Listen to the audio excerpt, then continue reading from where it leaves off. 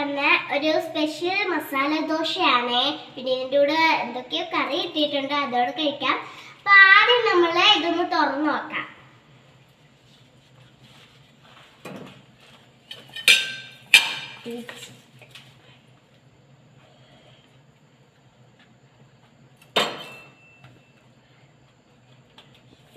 ഇതാണ് കേട്ടോ നമ്മുടെ മസാല ദോശ.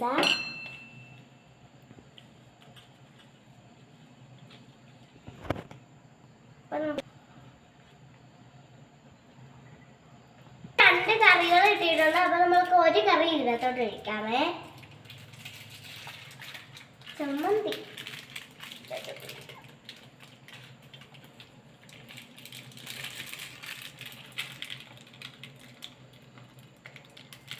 നമ്മുടെ ചമ്മന്തി ഇവിടെ ഇരിക്കുകയാണ്.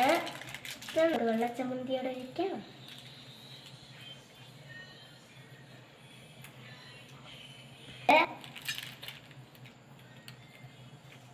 അപ്പൊ നമുക്കൊന്ന് കഴിച്ചു നോക്കാം.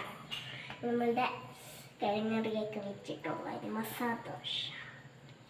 അതിപ്പോഴേ നല്ല ചൂടുണ്ട്. ഇതിൽ ഏതെങ്കിലും ഒരെണ്ണത്തിൽ മുക്കാം. ഇച്ചിരി ഒഴിക്കാം കേട്ടോ.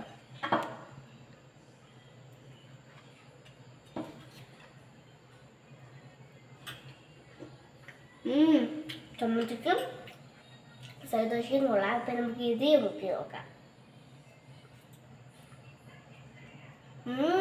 അടിപൊളി.